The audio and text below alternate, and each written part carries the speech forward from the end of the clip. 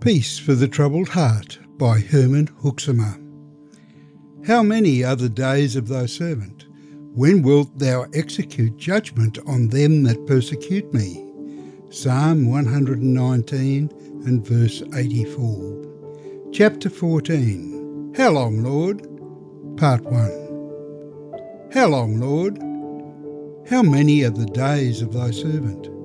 It is not inspired by vain curiosity that I ask the question. I know that it suffices me to know that the extent of the number of my days is 80 years and 10, or if I belong to those endowed with a special measure of strength, 80 years. Beyond this, I crave for more definite information.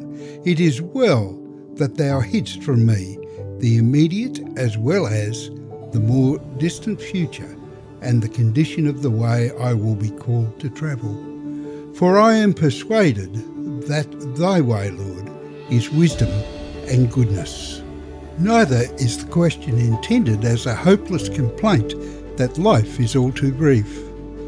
Let them complain of the brevity of this earthly life, whose portion is below, whose God is their belly, and whose glory is in their shame. They have all their hope in the things of this world. Beyond the horizon of things of this present time, even the vision of their hope perishes. In the world they prosper. With the world they seek to be satisfied. To the world they cling with all their might. This world they dread to leave. For them, the way through this world is all too brief. They may complain that time hastens on and that the end approaches too fast, but I will not. How many are the days of thy servant, Lord?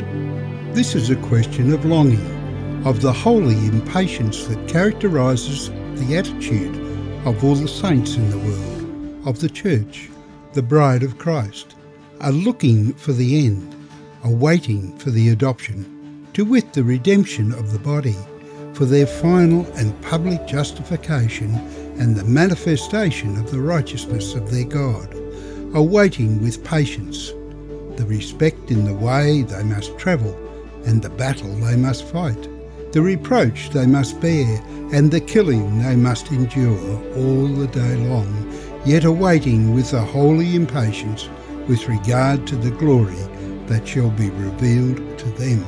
This is the expression of that holy impatience.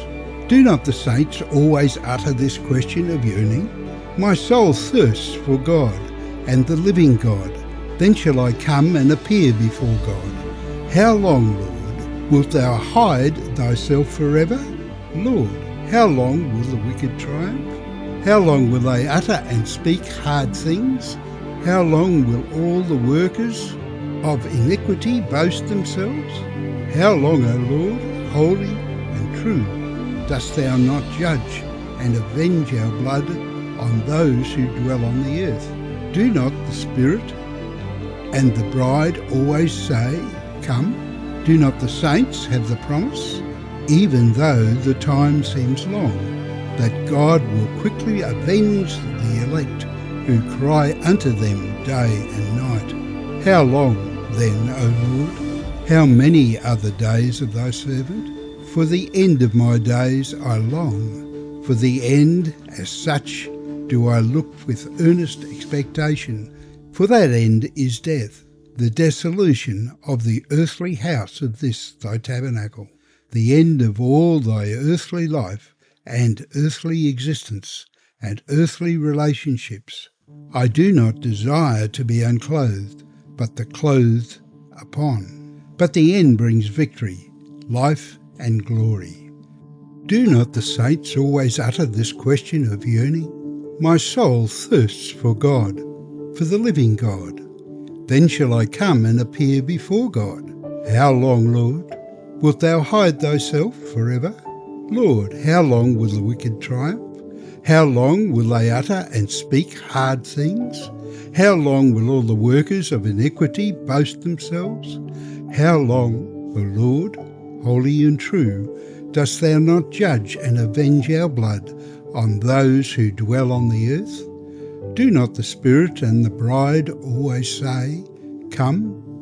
Do not the saints have the promise, even though the time seems long, that God will quickly avenge the elect who cry unto him day and night? How long then, O Lord?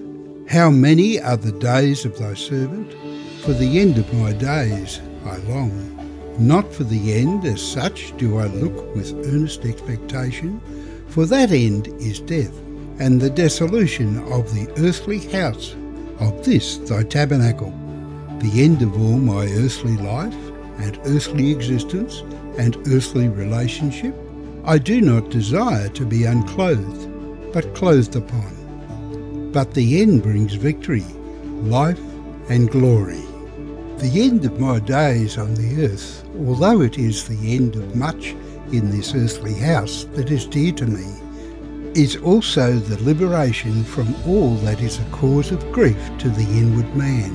It is the end of the body of this death, the end of the law of sin in my members that takes me captive, so that I do not what I would, and often find myself doing that which I hate. It is the end of all my connection with the world that is crucified to me, and I to it. The world with its glitter and vainglory, its temptations and persecutions, its boasts of victory, and its prospering in iniquity. It is the end of my being exposed to the temptations of the devil and his host, the end of death and of the suffering of this present time, the end of the battle and the end of all apparent defeat. How many then are the days of thy servant, the days of battle and of the suffering of this present time? I long for the end of them, for that end marks the beginning of everything of which my soul longs. Beyond the end, I know and am persuaded, lies the glory of the eternal inheritance. There I expect perfection, freedom, life, victory, and glory.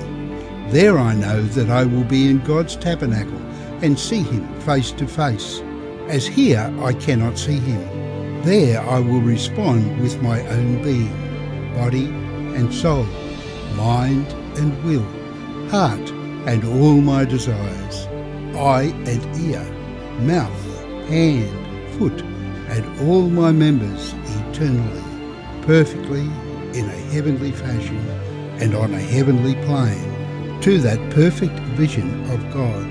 Here I shall know even as I am known. Beyond that end is the perfect being, the fellowship with Christ and with his saints.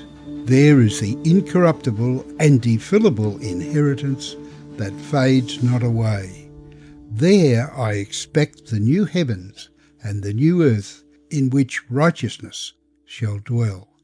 How long, O Lord?